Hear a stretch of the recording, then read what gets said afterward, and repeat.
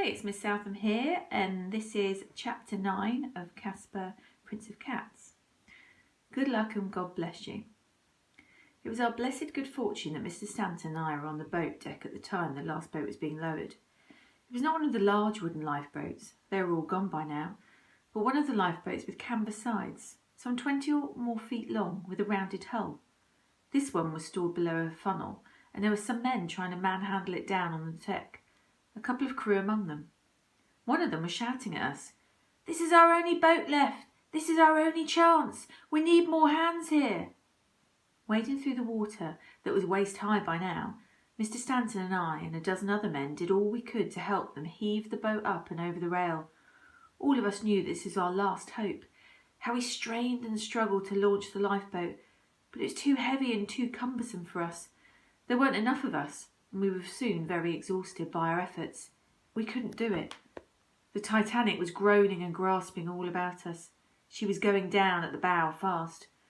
I looked up to see a great wave come rolling along the decks towards us. A lucky wave, as it turned out.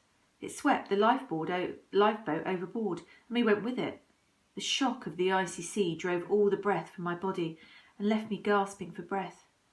I remember trying to swim frantically away from the ship, and then looking back and seeing one of the huge funnels breaking away and falling down on top of me, toppling like a giant tree. As it hit the water, I felt myself sucked under and swirled away downwards into a whirlpool of such power I was sure it would take me to the bottom with the ship. All I could do was to keep my mouth pursed tight shut and my eyes open. Suddenly, I saw Mr. Stanton above me, his feet caught in a rope. He was kicking and struggling to break free. Then miraculously I was released from the whirlpool and found I could swim up towards him. I managed to free him from the rope, and together we swam hard for the surface, for the light. How deep we were by now I had no idea. All I knew was that I had to swim with all my strength and not to breathe, not to open my mouth. What I learnt that night was what every drowning man learns before he dies, that in the end he has to open his mouth and try to breathe. That is how he drowns. When at last I had to take a breath, the sea rushed in and choked me. At that very moment I broke the surface, spluttering, coughing the water out of my lungs. Mr. Stanton was in the water nearby, calling for me. He saw the upturned lifeboat nearby and swam towards it. There were bodies floating in the water, hundreds of them. The cold was cramping my legs, sapping what little strength I had left. If I didn't reach the boat, if I didn't get out of the water and soon, I would be as lifeless as those bodies all around me. I swam for my life.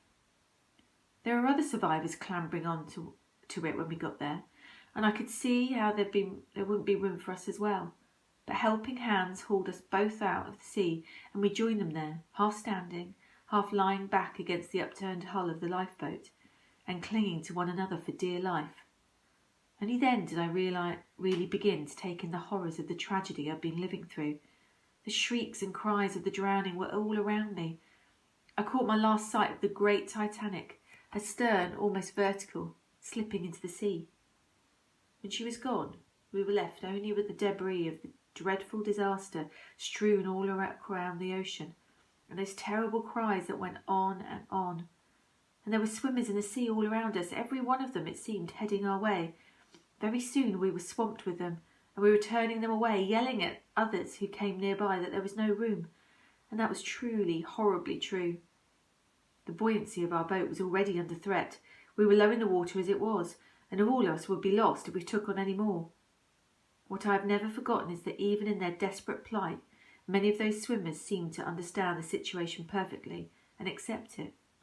One of them, and I recognised him as one of the stokers I'd worked alongside, said to us, his voice shaking with cold, "All right then, lads. Good luck. God bless you." And with that he swam off in among the bodies and the chairs and the crates and disappeared. I never saw him again. I will carry to the grave the guilt of what we did do to that man and so many others. Like so many survivors I have lived through that night out on the open ocean in my dreams. Again and again, Mr. Stanton and I did not talk much, each of us too busy with our own doubts and dreads, too busy just surviving.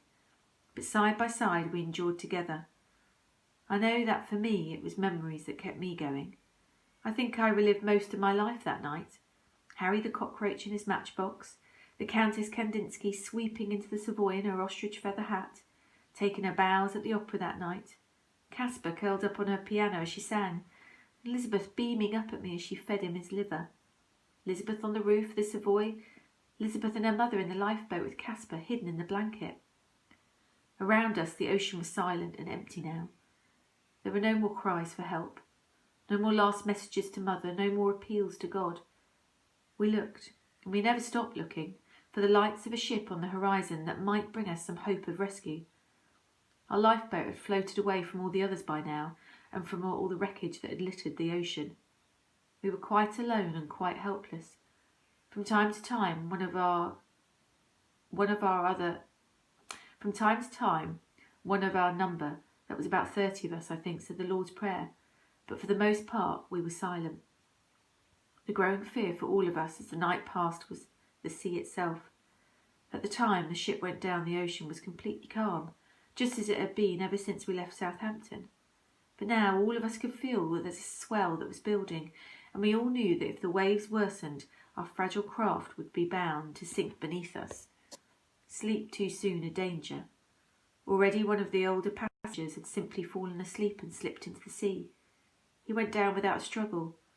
I saw him go, and I knew that very soon I would be going the same way. I wasn't afraid